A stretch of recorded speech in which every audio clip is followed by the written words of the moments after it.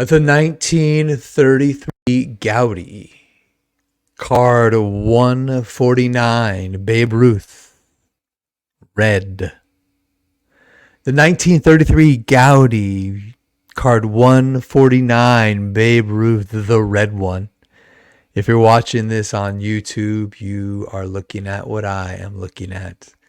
To me, one of the handful of most iconic baseball cards in the hobby, one of 4 Babe Ruths in the set. Not everybody's favorite, but I love a red baseball card. 1933 Goudey, card 149, Babe Ruth, the red one.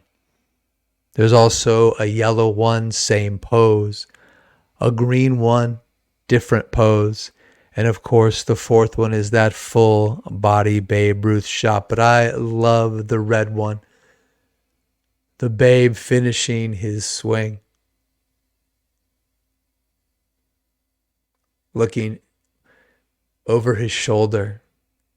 My God, that is a beautiful card. Top left, George Herman Babe Ruth. Across the bottom, big league chewing gum. Some say that the 1933 Goudey set is the birth of the modern day baseball card. I don't know if it is or if it isn't. I actually prefer the 1934 Lou Gehrig Says design slightly. But this card, the 1933 Goudey, number 149, Babe Ruth, the red one, is a card of my imagination.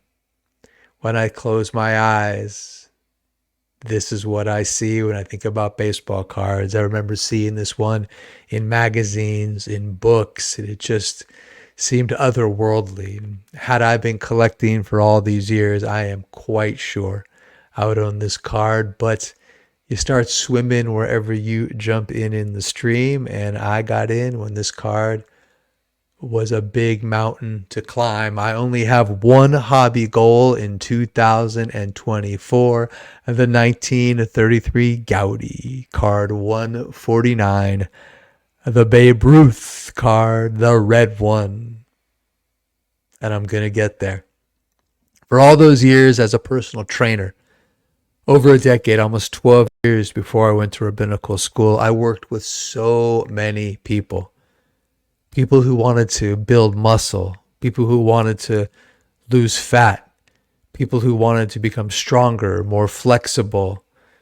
Some did it for healthy reasons, to feel healthier, to be healthier, to have more healthy relationships with themselves. And some did it for reasons that I think made it hard to sustain as a changed lifestyle. In order to get someone to like them, or because they had a wedding coming up, or because they had a reunion coming up, or because they were aging and people weren't noticing them anymore. Whether their goals were noble or less so, never mind to judge. But I work with a lot of those people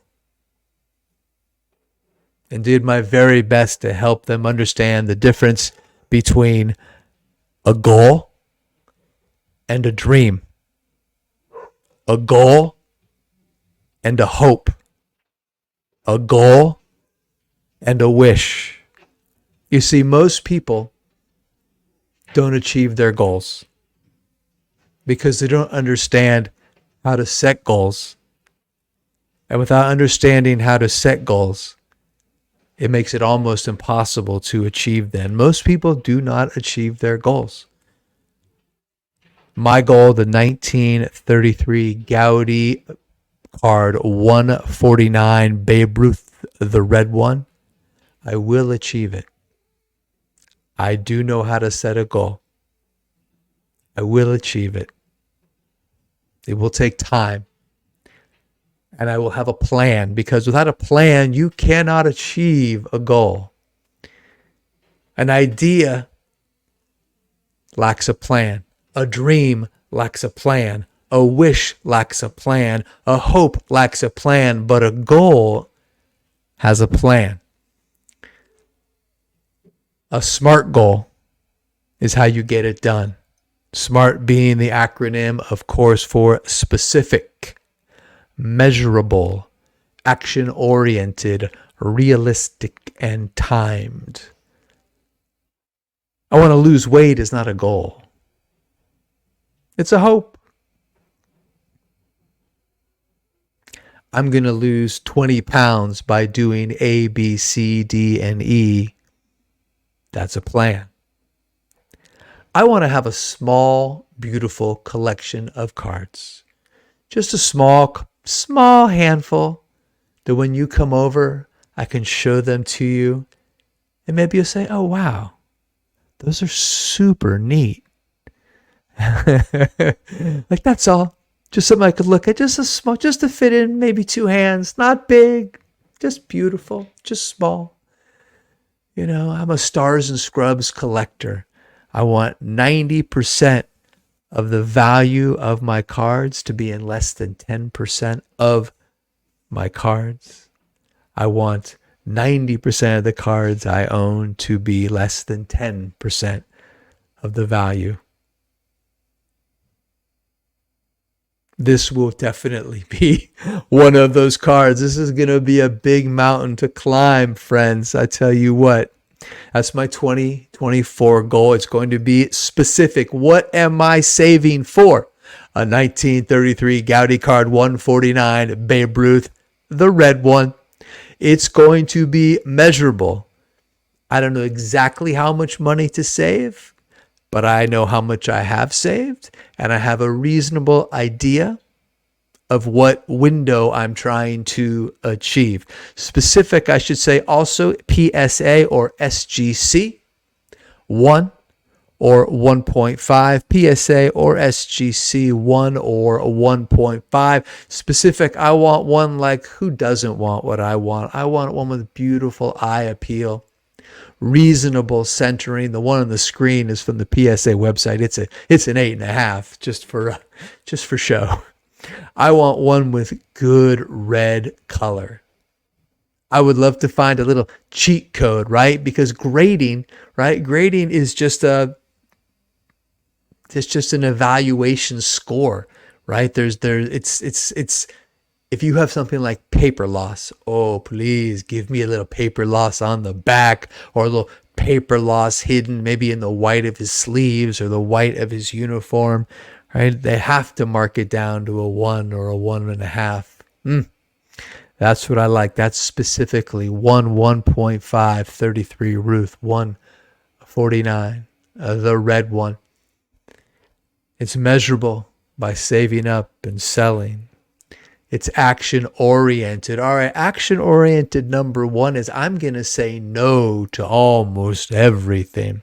There's so many great cars I want, and I'll get them. But if I don't climb this mountain, I actually can't get to the other one. So this is the one. Or if I go for the other ones, actually, I'll never climb this one. Action-oriented, so much of collecting is just don't beat yourself. What are you doing 10:17 on a Sunday night on your phone? No glasses in the kitchen, standing there, open jar of peanut butter spoon hanging out of your mouth, bidding on some cockamamie card. I need a fix. Oh, yeah. Just don't beat yourself. That's action orientation rule number 1. Put down the phone. Put down the spoon. Go to bed, Spin Rat. Oh, my goodness. But I can't say I won't get any cards. Still looking for those supernovas, 2020 Obsidian Supernovas 101 or 105. Please let me know if you know somebody who has something they're looking to move. I would love to finish that insert set. Collecting the odd Nick Bosa card. Joey Bosa is the lesser brother. Nick Bosa. Stop, baby. Did you see him yesterday? Reigning NFL defensive MVP. Mostly I'm just going Nick Bosa cards. Golds out of 10. Not that expensive.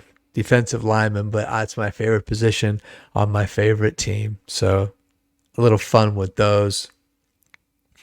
And then real low-end cards. Just to just to scratch an itch, something that supports this show, or just something that fits me. Here's one, for example. Action-oriented rule number 1, don't beat yourself.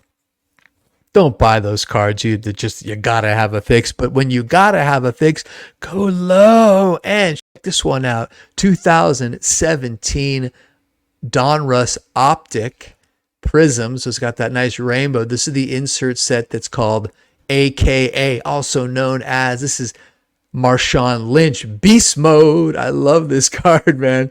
Just silliness. Does it make sense as an investment? No. But when it's $2 and $1 shipped, it's not an investment. What it is scratching the itch, keeping me from making a bigger mistake, which would really keep me from achieving my goal. That is action-oriented. Realistic. Is it realistic? Oh, you bet it's realistic. I am definitely going to get there. I don't know when, but when I set my sights on something, I'm going to get there. So it is realistic to me because I'm also patient. I play the long game as a collector. Last one, timed 2024 is the time, although I might get there sooner, which opens up the question, what do I go after that? We're just going to have to see. But 2024 is the time. Specific, this Ruth. Realistic, you better believe it. Action-oriented, I just laid it out. Rule number 1, don't beat yourself. Rule number 2, have a few small side things you work on. Rule number 3, give yourself the occasional low-end mail day so you don't hurt yourself with something bigger. And timed 2024. That's a smart goal. That's not a dream. That's not a hope. That's not a wish. That is, I am going to hold in this hand at some point, and next year I'm going to have a mail day. I'm going to hold it up on a screen and I'm going to say, Mail Day, Babe Ruth 1933, Goudey. Card 149, a Babe Ruth, the red one. Welcome to the Rated Rabbi Sports Card Podcast, where sports cards and pop culture meet the 1984 All-Star Game. I am your host, Rabbi David Spinrad. Welcome to episode 48. Call me Daddy. Call me Daddy. What hobby goals do you have in 2024? Leave me a comment. I want to know. I want to be able to encourage you as you fulfill those goals. Not fulfill your dreams, but make your goals a reality. Once a trainer, always a trainer, dude. Put your goals in the comments. I want to know. It makes it fun. And also, another thing about making your goals come true is actually we give each other accountability. When I was a trainer, I had people saying, I only pay you because otherwise I wouldn't work out. I know how to do all this stuff, but if I'm paying you, I'm accountable to you. We're accountable to each other. Here you are. I said, thank you very, very much, sir. So put your goals in the comments. That way we can hold each other accountable. And even better than that, when we reach our goals, we can celebrate together. All right, bottom half of the 5th inning. AL on the field. Changes are coming. Camera flashes. It's Milwaukee Brewers catcher. Milwaukee's in the American League at this point. Milwaukee Brewers catcher Jim Sundberg. I'm going to hold up his 84 tops traded.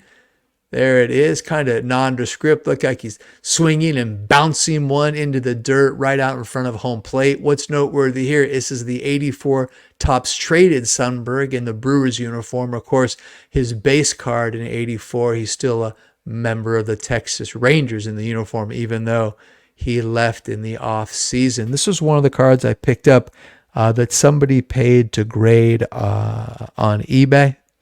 Paid PSA to grade. And then they put it up for auction on eBay. It's a kind of card that's super duper low pop. So anything lower than a PSA grading price is a 1-2 purchase. I don't remember what I paid for this one, but it's not a lot of graded 84 tops traded Jim Sundberg in a PSA 7 too. Oh, Jimmy. Jim Sundberg was a heck of a catcher.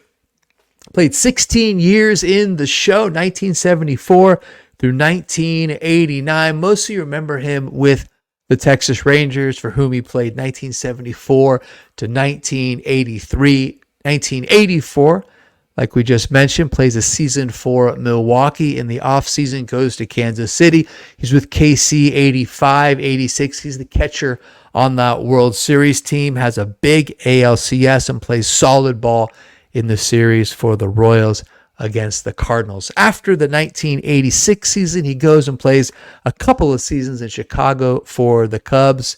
In 88, during the season, he gets traded back to Texas, plays the rest of the season with them. One more season in 1989. Sundberg was a three-time All-Star in 1974, his rookie season, 1978, and of course here with Milwaukee in 84. Sundberg is a rookie, makes the All-Star team, makes the jump in spring training from single A, from Class A to the show, makes the All-Star team, finishes fourth in the American League Rookie of the Year award balloting. The winner that year was Mike Hargrove. Remember Mike Hargrove, longtime manager of the Cleveland Indians, had one of the great nicknames of all time. Remember what Hargrove's nickname was? The human rain delay. Like, go on YouTube, watch Hargrove at the plate. Every time there's a pitch between pitches, he calls time, steps out, kicks his spikes, adjusts his glove, fixes his helmet. The guy must have driven pitchers wild, man, back in the day. Can you imagine him versus Mike Moore? Remember how slow Mike Moore used to work? Pitch for the Mariners, pitch for the A's. Mike Moore, when I used to be a vendor at the Coliseum and the Stick, when I was a vendor at the Collie, Mike Moore games would take like 3.5 hours, man. Anyway, Sundberg finishes fourth in the balloting 1974, makes the All-Star team, one of 3 appearances. It really was a golden age of catchers during Sundberg's career. There was Sundberg, there was Darrell Porter. I had this like weird learning disability where I sometimes confuse Darrell Porter, Jim Sundberg, and another guy, Ted Simmons, part of that golden age. Who else? Bob Boone, not big with a bat. Neither was Sundberg, but Boone was an amazing Gold Glove catcher. Who else? Of course, Hall of Famers, right? We got Carlton Fisk during that period. I'm talking like mid-70s to early 80s, and the best one of them all, Big Red Machine, Johnny Bench. So many good. Oh, and plus Lance Parrish was coming up. Parrish made 8 All-Star games. There's a lot of good catchers in that like 70s to early 80s period. 1975, Sundberg sets what is still an American League record. The dude catches 155 games, sports fans. That's an AO record still. 40 years, 45, almost 48, 49 years later, whatever it is. Oh my God. Who's going to break that? Catchers, they catch 110 games maybe.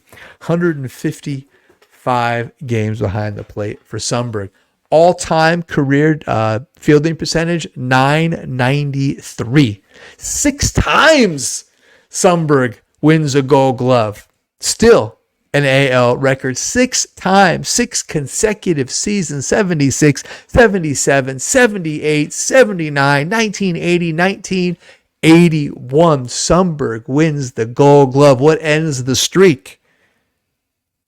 Charlie Huff gets traded to the Rangers. He's very on the record about this. Sundberg used to have nightmares trying to catch Huff's knuckleball. And not like metaphorical nightmares. He used to wake up in the middle of the night having dreamed the knuckleball. He wasn't wearing a mask in his dream. And he dreamed the knuckleball like hit the dirt and bounced up and hit him in the face. The end of his Gold Glove streak at the hands of Charlie Huff. But man, does Sundberg have some great seasons behind the plate. Check this out. I'm going to find this stat. 1977, Sundberg throws out 56% of attempted base stealers. 55 out of 98 he guns. That's insane. A 56% for his career. A 41% of caught stealing. I mean, just a great defensive catcher. 6 different times led the league in defensive field position, defensive fielding percentage, putouts, and assists. One more Jim. You didn't know, this is more Jim Sundberg than you've ever heard in your life. Courtesy of me, man. I do a dive. I just like, remember Jim Sundberg? One more Jim Sundberg story for you. After the 84 season, the season with Milwaukee, in which he's a 10-year vet, so he has a no trade clause. He asks for a trade. And when you ask for a trade, he wasn't loving it in Milwaukee. Milwaukee had a guy named Bill Schroeder they were convinced was going to be the starter. He had no interest in being a backup catcher, so Sundberg asks for a trade. He was friends with Dallas Morning News sports writer Tracy Ringoldsby, and Ringoldsby had information that Sundberg was about to be traded. Nothing was imminent, but they stayed in touch. Sure enough, remember, Sundberg asked for a trade. Important note, he had a $250,000 bonus in his contract if they tried to trade him against his no trade clause, and he went for the trade. He accepted it. So for him to be bought out of the trade clause was a $250 million buyout. So by asking for the trade, he was rescinding his right to the $250,000. Ringoldsby keeps him in the loop, say, hey, listen, they're getting real close to trading you. The day before they trade away Jim Sundberg, he calls the league office in New York and he rescinds his formal demand for a trade, thereby reinstating the $250,000 bonus if they tried to trade him. The trade goes through. Milwaukee trades him to the Kansas City Royals, January 1985. Sundberg calls up Brewers owner Bud Selig. Boo with me. Boo, Bud Selig. World Series didn't get played in 94. All-Star game is a tie. I'm going to make myself the commissioner from the owner. Boo, put myself in the Hall of Fame. Boo, Bud Selig. Calls up Bud Selig and says, Bud, you owe me $250,000. I'll tell you what, I'll split it with you. Because Sundberg knew what he did, right? The trade is imminent. He had insider information. He rescinds the request to be traded, thereby reinstating the no trade clause and the $250,000 buyout. Hey, Bud, how about we split it? You give me $125,000 and we'll call it even. Sundberg later said Selig didn't like it when ball players played hardball. He was the one who was used to playing hardball with the players. Sundberg got his $125,000 from Bud Selig. Next year, 1985, Selig is at the World Series. They're sharing an elevator. Sundberg and Selig are in the elevator. Sundberg's got $125K of Selig's in his pocket, and Bud Selig wouldn't even look at Sundberg. They rode the elevator in stone cold silence. Good for you, Jim Sundberg. Stick it to them, man. Oh my gosh. All right. Whew, Jim Sundberg. It's a lot of Jim Sundberg for one day. Camera then cuts on this guy. If you're listening at home, it's a low res because it's a video I got off YouTube from 1984. But if you know who this is, you don't need high res. This is the Banjo Man. We got the Banjo Man, Stacy Samuels. If you grew up in the Bay Area in the 80s, unto today, to be honest, but I remember Banjo Man, particularly in the 80s. He would play ball games. He would walk around the stands with a banjo, big old bushy beard. That's what I'm describing to the podcast listeners. The Giants would not let him in. It was a weird thing. I once talked to him about it. We'll get to that in a second. So Banjo Man used to do the A's games at the Coliseum, and he did all the Niner games. I'm going to actually switch to a better photo. It shows him in his prime in the 80s at Candlestick as a younger man. Oh, with that beautiful, big, bushy, hippie beard. He's got the banjo. He's got the long red cape with the 49er red. He's got the SF, the Superman shield on his yellow shirt. He's got the yellow wristbands. And, of course, what's he got up top? What does the Banjo Man wear on his head? If you're from the Bay Area, you know Banjo Man only wears a propeller hat. Banjo Man is actually a bit of an entrepreneur. Those are his propeller hats. He calls himself the chief flight commander for a small business. He's a business owner. He's the chief flight commander of the Interstellar Propeller Company. Stacey Samuels, the Banjo Man, has actually sold over 2 million of these Fakakta propeller hats. He said he gave one to Bill Gates, gave one to legendary Woodstock MC Wavy Gravy.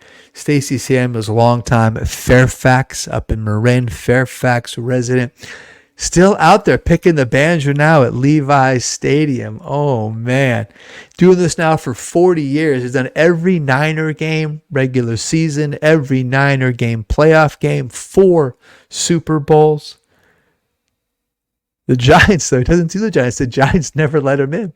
And they have this old feud, and now he never went back to the organization. So Stacey Samuels, the Banjo Man, playing the collie unto this day.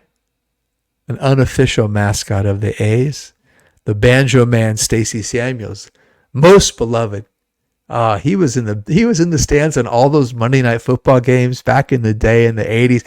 Picks that banjo, propeller hat, the cape, and then at the end he goes, "Go Niners!" I met Stacey Samuels, the Banjo Man, in the late 80s, early 90s, Whole Earth Festival at UC Davis. It was kind of like a big, crunchy hippie fest. He was up there on the quad at Davis, of course, repping his company, the Interstellar Propeller Company, and selling those ridiculous propeller hats. I'm not gonna buy a propeller hat, man. I'm trying to meet girls who are a propeller hat. Who's gonna go for that thing? All right, hang on.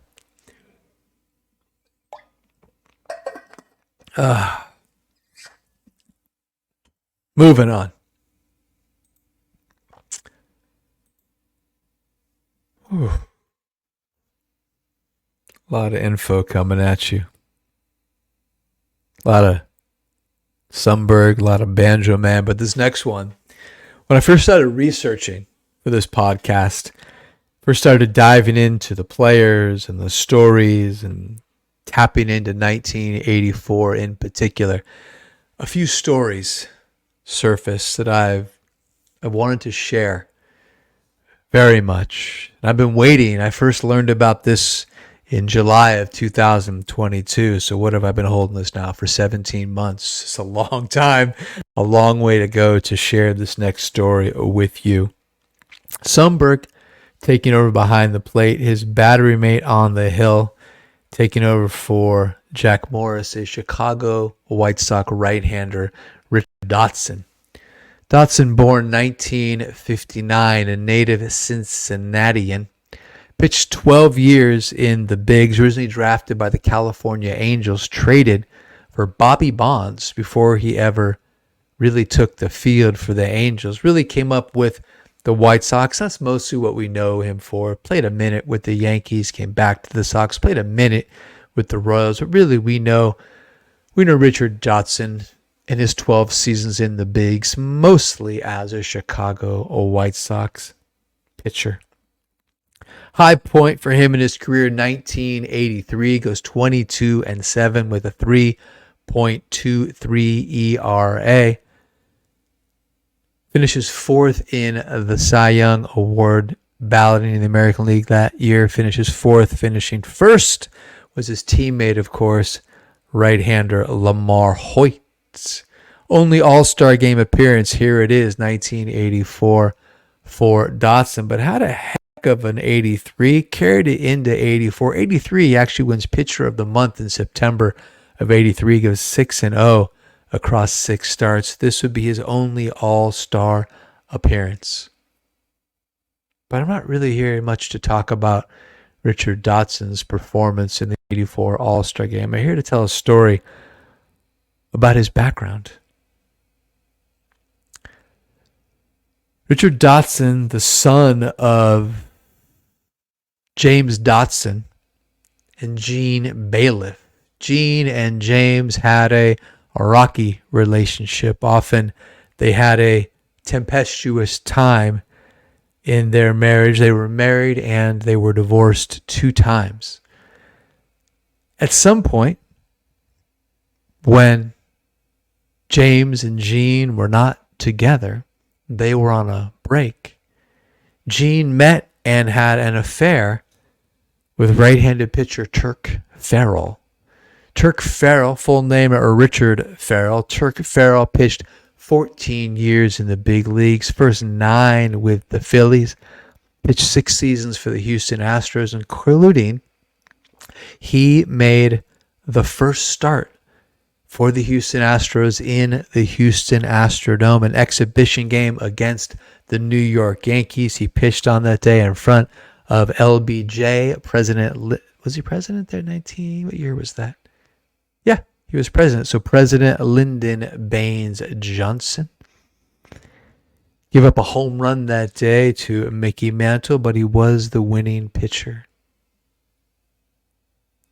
Now I'm doubting myself. I didn't do the homework. What year was that debut of the Astrodome? Someone leave me a comment. I'm going to try to put side by side when President Kennedy was assassinated and when the Astrodome opened. Didn't do homework there. Went out too far on a limb and the limb broke, but that's okay. You're a gentle and generous and loving audience. Anyway, after he left Houston, he's pitched a year for the Dodgers. Turk Farrell was a 5-time All-Star, 1958. Pitched in both games in 62, which means that the last time the game was played at Candlestick was 1962. We're here in the 84 All-Star game. Turk Farrell was on that AL roster. Also made the All-Star game in 64 and 65. 5-time All-Star, career record 106 and 111. A starter, a reliever.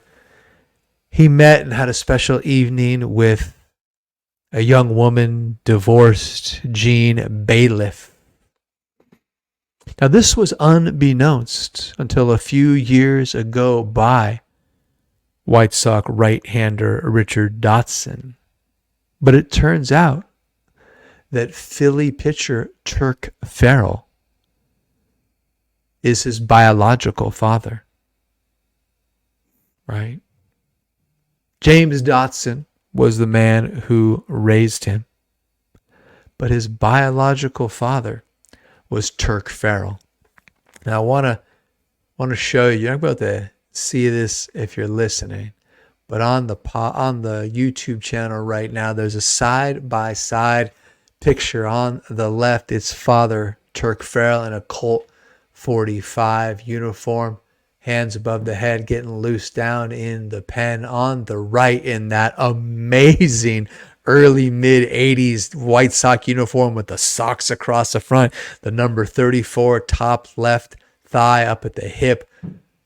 It's the son. It's Richard Dotson. Their morphology is striking. It's unbelievable. The biology is undeniable. Turk Farrell, the biological father, not the dad, not the man who raised him, but the biological father of Richard Dotson. Man, that's a wild story to find out. He didn't find it out until a few years ago. New information for Richard Dotson. A couple things that are really neat. One thing is after he found out, do you remember in 2020 when there were no fans in the stadium during COVID? It wasn't that long after Dotson found out that COVID broke and we couldn't go to games. And do you remember during COVID how some of the teams put the cardboard cutouts in the seats? Let's just think about that with a little bit of distance. There was a global pandemic and we couldn't go to baseball games. And so we put cardboard cutouts of faces. And then they piped in sound over the loudspeaker that sounded like crowd noise. And somehow we lived through it, man. Somehow that became normalized. So what Richard Dotson was really cool. He found a picture of his biological father, Turk Farrell. And he got a big cutout of him and a big cutout of Farrell, and side by side in a couple seats, a father and son, the father he never met, side by side. take it in a ball game. I thought that was super duper cool. Let's talk about Richard Dotson's conception. You didn't know I was going to go there. Oh, this is where we go on the Rated Rabbi Sports Card podcast, where sports cards and pop culture meet the 1984 All-Star Game. We go into the nooks and crannies. We dig for the minutia. We find the little crumbs and pick them up and make them little yummy morsels. All right. Jean is single.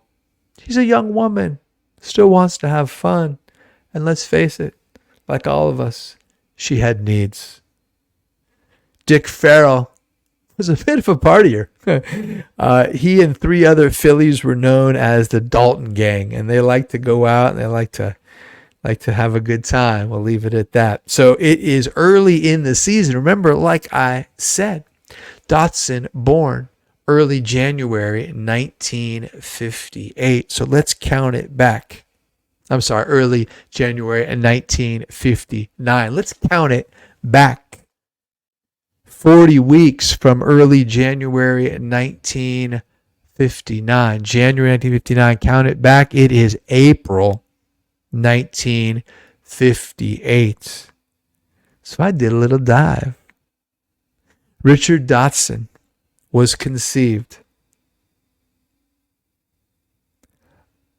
either before or after the Phillies played at Cincinnati April 15th, 1958. When you go and look, it's a very odd thing. It's a standalone game. It's not a series.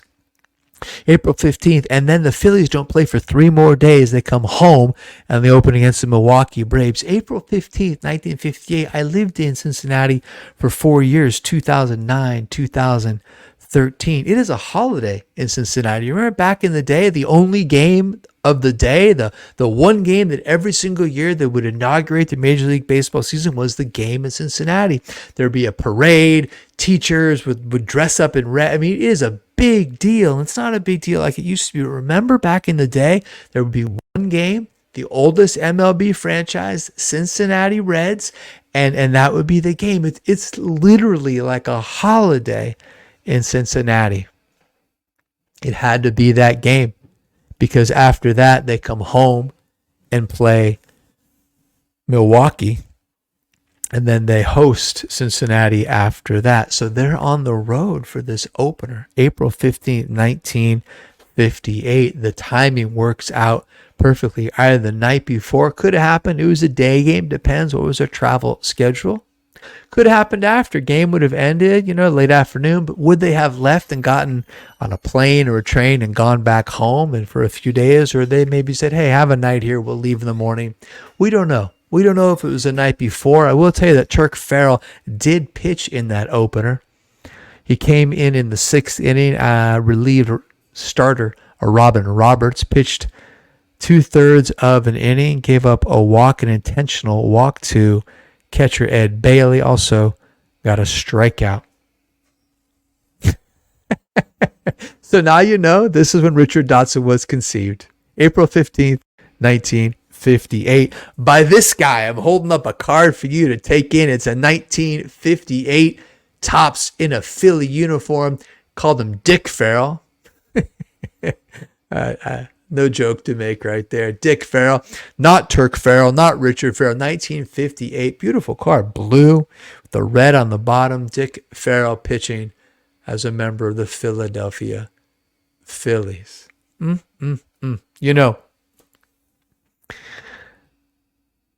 was never talked about. It's not known if the man who raised him, James, had any idea that Richard was not his biological son. It's not known if she ever told her husband, if Jean ever talked about it, but she certainly never, ever told Richard. Richard found out from a woman who is the niece of Turk Farrell, and she did one of those genealogy, a 23andMe ancestry kind of thing, and somehow found out that their DNA totally matched up.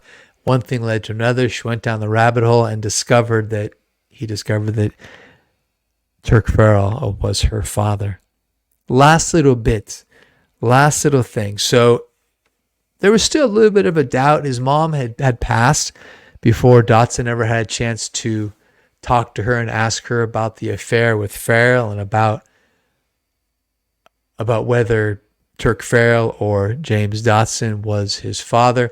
When she died, Richard Dotson went back to her home. He grew up in Cincinnati, but she had since relocated and was living in Nevada.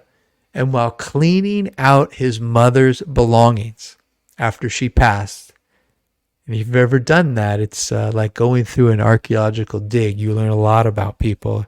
I remember when we did it for my mom after she passed.